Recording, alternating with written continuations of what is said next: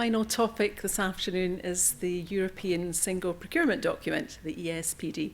I don't come from a government background, not involved in putting some of these procedures together, but I do know through our training, through the work that we do, getting to grips with some of these developments as they come out is hugely important. This is another acronym, which I'm even myself trying to get the right way around, so forgive me if I don't. But it relates to a very, very crucial part of the bidding process, which is all to do with selection, pre-qualification, and we meet countless businesses that are very, very good at what they do, technically very proficient, but many of them just cannot get through what used to be the PQQ, is now the European Single Procurement Document. And suddenly an open field where everyone can bid is reduced down very quickly to a small number. So rest in peace, PQQ. There were quite a number of emails came out really over the last few months, which on first reading you might actually think the PQQ's been abolished. And I'm sure everyone in the room would have thought, fantastic, we'll just not do that anymore. Sadly, that's not the case. The pre-qualification stage exists as normal. That won't change very much, and it comes in different formats.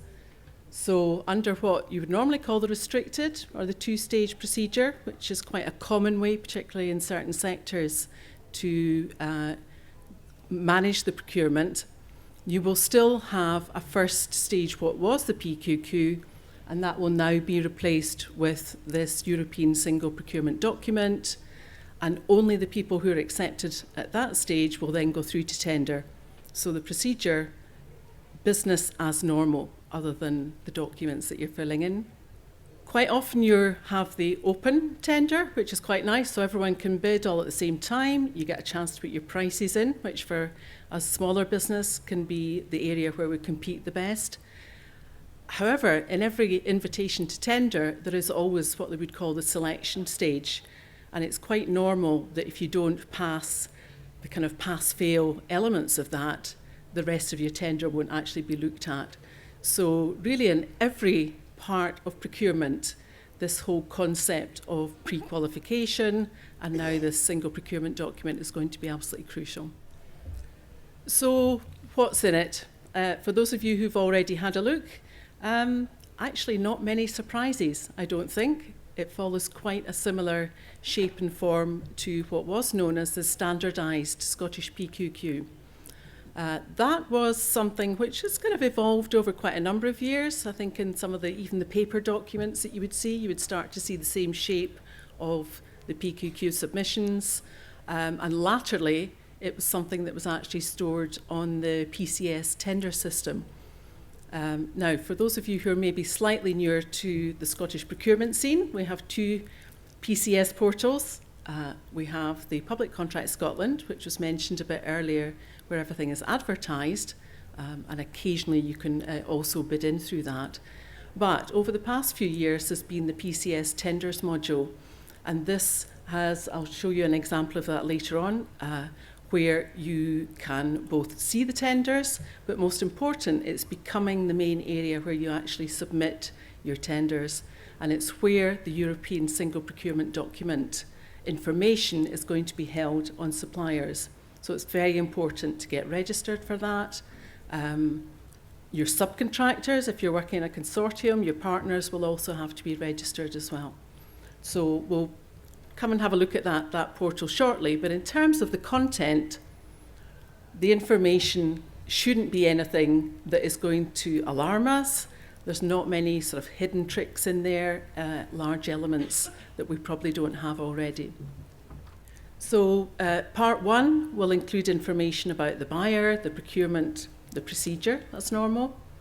And then part two is information concerning the bidder. So that's very straightforward. Who's the main contact, your business, where it's based, and it will ask at that point about any partners or any subcontractors. And the guidance in that area would be that they should also be producing a European Single Procurement Document if they have a significant part to play in the actual procurement and what you're bidding for. Now, that's still a slightly grey area. We get asked quite often, is somebody a supplier or a subcontractor? And quite often, someone is just literally supplying certain amounts of goods, more in a background position, or it could be a major manufacturer, in which case, as your sort of combined bid, you would be expecting some of these subcontractors to complete the forms as well. There's been quite a lot of discussion, again, from the sort of higher level, from Scott and Laurie this morning, about exclusion criteria. But again, in the previous versions of the PQQ, this was classed generally under business probity and divided, again, as it is in here, certain areas where it's a mandatory exclusion. And then this new term, which you'll see very European, I think, is self-cleansing measures. So certain exclusions you may declare and say, yes, you know, we've had a director who's perhaps been bankrupt in a previous business. However, and then you're given the opportunity to describe what measures as an organisation you've put in since then to make sure that that doesn't impinge in a negative way on this particular bid. That tended to be quite an open area in the old PQQ. So, you know, if yes, please explain, and then a fairly open text. Under the European Single Procurement Document, you will find now quite a detailed form with requests for, you know, if it was a conviction, when was it, what's the measures you've put in place, and so on. So very much more regulated, I would say, in this kind of area. In practice, however, certainly in the bids that we've had, I cannot recall anyone ever saying yes to any of the exclusion questions. Obviously, having self-declared these, then as a business, you do leave yourself open if you've misrepresented the situation, that anywhere along the line, even if you've had the contract awarded, that could be stopped if at this stage you've not declared something in a proper way.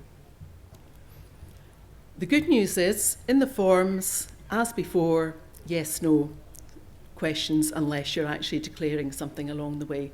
So I think for most of us, this is the bit that we scoot through the PQQ and we think, oh, this is great, we're getting on like a house on fire, we're halfway through and it's nearly all done. And then we come to the technical questions. So part 4, this is very important for all of us as bidders, because this is where the scoring comes in. And this is the difference between being one of the 5, 6, maybe 7 if you're lucky that might go through to tender stage, or losing out, and then basically you're out of the procurement opportunity. Suitability is one of the areas that I can see reading through the documents where there's a slightly more demanding set of questions than were there before. Again, behind all of these, by the way, sits a set of standard questions. So if I'm a buyer putting together the single procurement document, I can only go through and choose the questions on the form that sit behind all these subjects. So you may get questions which before tended to be couched in terms for non-UK businesses only, but might ask you about trade registers, some sort of official listing, for example. And there are already areas in the UK, if you were like a professional body like architects, GPs, for example. I've seen one tender last week where they said, well, actually, under this area, we would expect all your construction staff to have CSCS cards. So anything where there's quite a formal sort of register that basically you can't practice without it, you're going to find that sort of question now in suitability. Economic and financial standing, the buyers will be under a lot more pressure now to state any minimum turnover terms, for example, and all of that will have to be in the contract notice, so you'll be able to see easily, as the notice comes out, you can expect those to be a lot more detailed now. In general, it's 2 sets of accounts, so again, not very different, and then various options if you can't produce the accounts, and so on. So again, it will be up to the buyer to make sure that they're selecting the right questions at this stage. Insurance, again, tends to be another area. So again, that would have to be declared. And certainly in practice, most of the documents that we see, all of this is laid out very, very clearly even going into the pre-qualification stage as to what the different levels are that you have to reach. Technical and professional ability, I'll just go on to it again. This is all about looking backwards up to this point. So again, with the single procurement document, there shouldn't be any questions asking you about how you will deliver a contract. Everything must be retrospective up to this point. And this, again, is an area where typically smaller companies maybe new to the market, can find it very difficult to come up with good reference points. We'll have a look shortly at the format for that. And then the final part is to do with quality assurance and environment. Again, mostly about compliance and an opportunity to tick the box if you have ISO 9001 or ISO 14001, or provide more details, which again, for many of us as small businesses, we need to find a way to describe our quality and environmental management systems that looks like ISO, and again for small business, and that's part of the SDP training, by the way, for anyone who's interested, how to represent your own quality management in a way that's systematic and professional. So the overall shape, I think not many surprises. The biggest sort of new element, I think, really is this idea of self-certification. So previously, for the PQQ format, you had to attach documents. If this was in paper format, and I've still seen a few, anyone done paper submissions still? Yeah.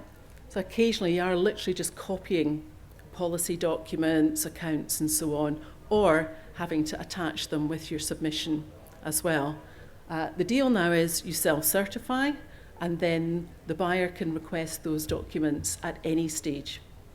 So a certain amount of leeway there. It could be, in order to get through from PQQ to tender, you have been selected, but you will still have to produce your documents.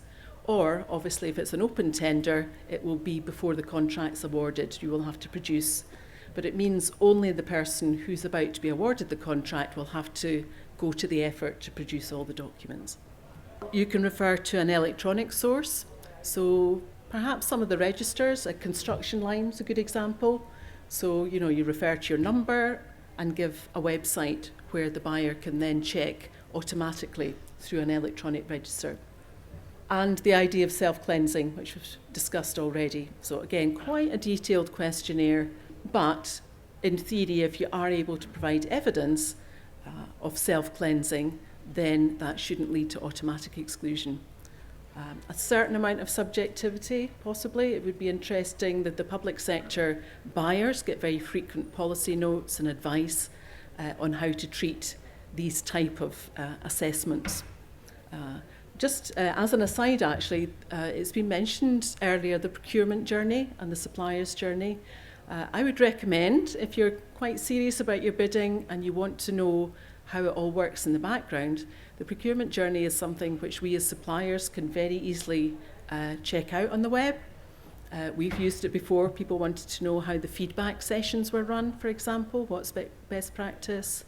And now again, for all the different changes here for the legislation, all of that will be available, not just to buyers, but to us too, to see how these things are being operated. And significant subcontractors, as I mentioned now, will be expected to fill in the document too. The biggest issue potentially that I see here as everyone gets to grips with the European Single Procurement Document is that it comes with effectively a shopping list of standard questions. And that was a similar situation with the standardised PQQ. With the standardised PQQ, we noticed a trend that the forms came with all the questions. So somehow someone's gone through it, the questions are there, we'll just have all of them regardless of the size of the contract, the complexity or whatever. With the European Single Procurement Document, the approach is the same. So buyers will be going through training at this point, just to make sure that from the different options of the questions, they choose the ones that are relevant and proportionate to the procurement. From the supplier's point of view, I think that's still a good thing, because effectively, once we know what all those questions are, and you can see them listed on the PCS Tenders portal, It means we can plan for every eventuality. So there are some questions there we might look at and say, well, we'll never be asked that because it relates to, I don't know, study contracts or construction. But in terms of preparation, it means we're no longer in the situation where every PQQ you got looked a little bit the same till you got to the technical questions. And I'm sure you've all had that horrible experience where, you know, you think you've answered the question and it pops up again, but it's a slightly different format or it's asking it in a different way. So this swings completely to the other end, very standardised. I think it will bring with it some problems because some of the language is a bit European. I can say that having worked for the European Commission for about 10 years. But at least I think as suppliers, we're going to know what we're up against in terms of questions. And the recommendation as well is that if, say, I don't know, City of Edinburgh Council puts out a tender, as part of that they're asking for this European single procurement document, bidders who bid for another tender that's fairly soon after that shouldn't have to be resubmitting the same document twice over.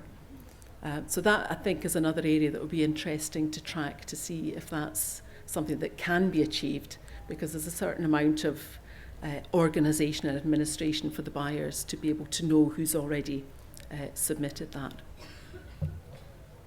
Okay, so as I say, the notice period for buyers is going to be a lot more onerous. Again, a lot of training going on just now, because using a generic document like this, it means that the buyer has to be very clear which of the questions apply and what the different criteria are that will apply to it.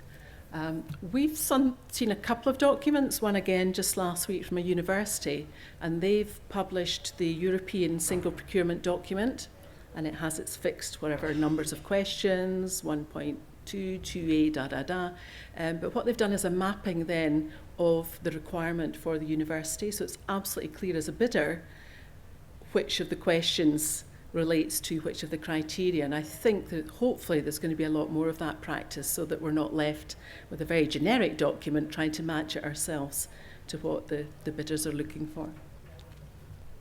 So how's it going to be used? Quite a number of buying authorities in Scotland still use Public Contracts Scotland and the sort of postbox type facility, so they haven't moved to use the PCS tenders module as it's known. In that case, they are tending to then publish a European Single Procurement Document as a Word document. You fill it in separately and you would upload it then as part of your submission. I'll just move, one ahead. This is one that's come out recently, so you can see, I'm sorry it's very small for most people, but this is actually an open tender, but as part of the documentation that you would normally get when you register under PCS, you can quite clearly see the ESPD document listed there as well. The other system, and this is something I mentioned right at the beginning, is that the European Single Procurement Document will actually be an integral part of the envelopes, as they call them, in the PCS tenders module. Can I just check quickly, PCS tenders, how many people are using that? Great, so really most everyone.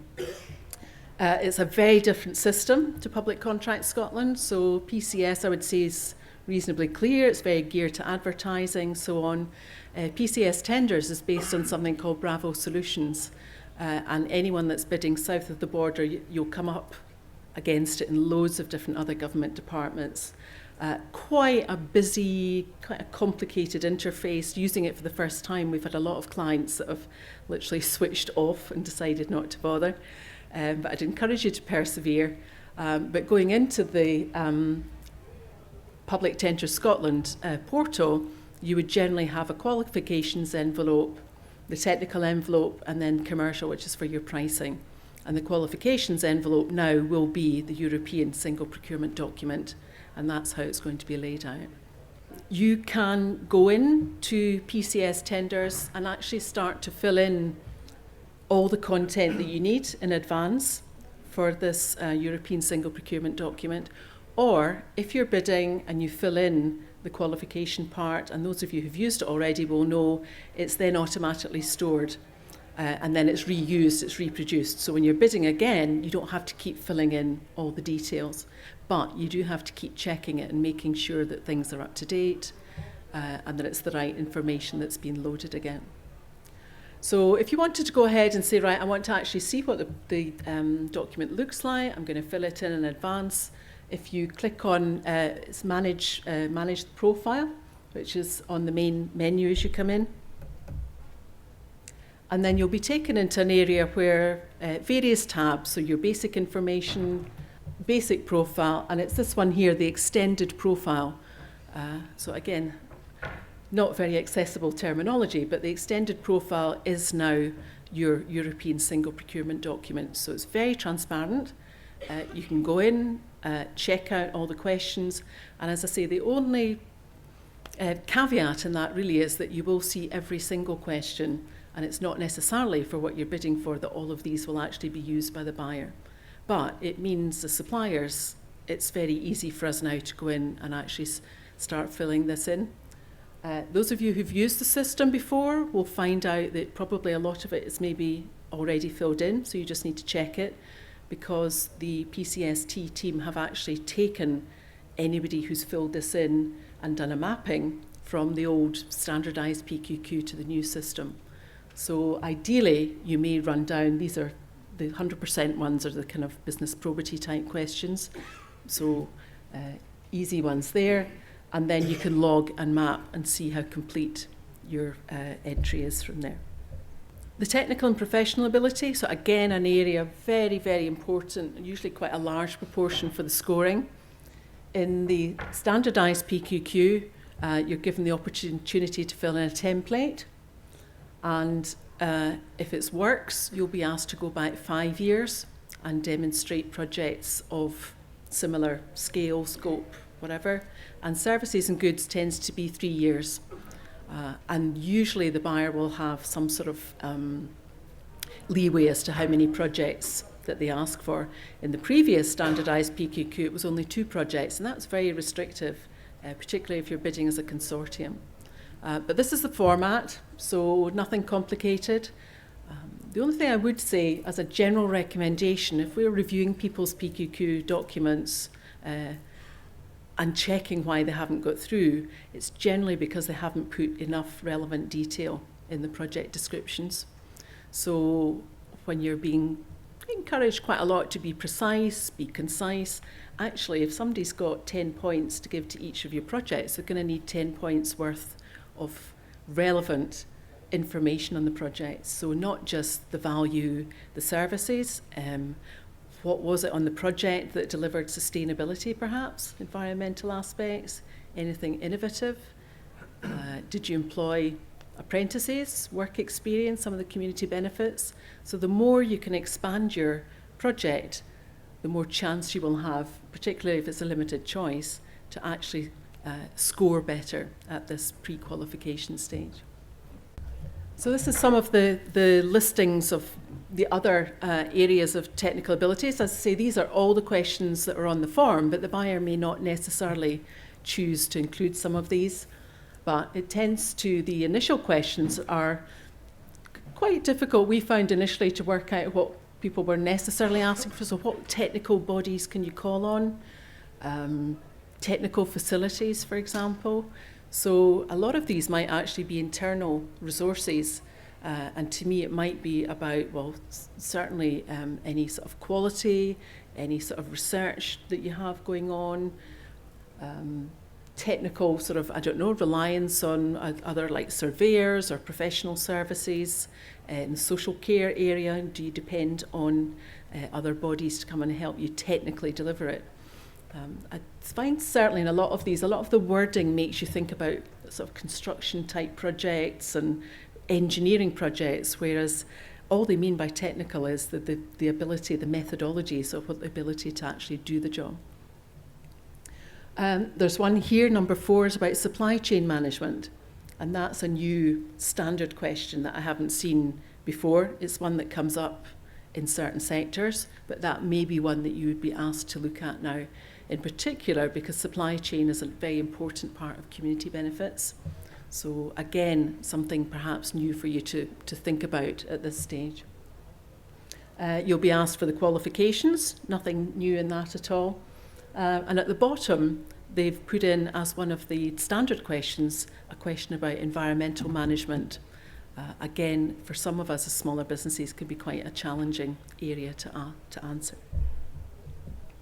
Manpower, largely this is unchanged from some of the standard questionnaires, but again, good preparation. You will be asked generally for sort of 3 years and quite often divided into different types of staffing. And the bottom one, this is quite often overlooked as a chance to put in quite a good scoring. So what's the technical facilities, plant and equipment? Again, sounds a bit kind of construction engineering focused, but nowadays, to me, this can be sometimes an area where smaller companies score very well because you might have a good work planning system, you might have a very good communication system. So it's not necessarily about vehicles and machinery and so on. So anything in back office, anything that keeps your business moving that you think is worth to mention there should be added in. And then the last section here is on the quality. And this again is quite a difficult area. If you don't have a certified system under ISO or EFQM for your quality, under the standardised PQQ, you ticked the box for ISO and you didn't have to answer any of the other questions. Now you can tick the box and you only get one single box now to then describe what your quality management system is if you don't have ISO. I would actually recommend, if you don't have ISO, go back to some of the questions in that old standardised one because it gives you a nice clear list of how do you communicate quality, how do you train your staff in quality, what's your quality control system. And even without ISO, it's perfectly acceptable that you can present a good account of your quality management system and it shouldn't be a hindrance to getting through at this pre-qualification stage. Our largest client has a turnover of about 2.3 billion and they have no ISO 9001 in the area where they're bidding and they're on all the major frameworks in the UK, but they have a very good internal system that they've been able to describe in a similar way. So what sort of proof do you have of the system? And then in all of these questions, there's an opportunity to link through to a website, or a reference, which would be an internal appendix, if you like, for documentation that you would then produce later.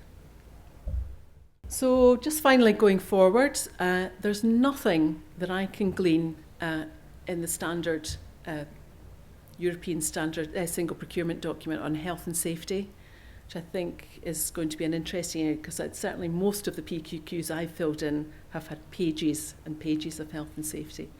I don't have an answer to this, so I'm looking forward to hearing from somebody more expert than I am where this would come in. It may come in at tender stage, so you're then describing as you go forward to deliver the service what your health and safety proposals will be. Business continuity has disappeared as a standard question, although again I would probably expect to see that put in as part of your quality management system. And suppliers and buyers are at an early stage. So I would encourage you, if you're bidding, use the Q&A system to ask questions. We've put in one last week already about some of these technical registers because it wasn't clear at all what the buyer wanted, and the buyer came back with 2 or 3 examples which immediately sort of clarified and helped take us forward. And of course, watch out for supplier development programme. So there's a course specifically, it used to be called, I think, filling in the PQQ or getting through selection. So that, of course, now will be largely geared to the European Single Procurement Document. And there's webinars. So this one here, again, you can divide up over 3 sort of sessions and just do that from the desk. Okay, so good luck. Thanks all for staying on. As I say, I can stay around if there's any specific questions, and obviously SDP and Public Contract Scotland and the Scottish Government team also I'd recommend they're ready for your questions as well. Thanks a lot.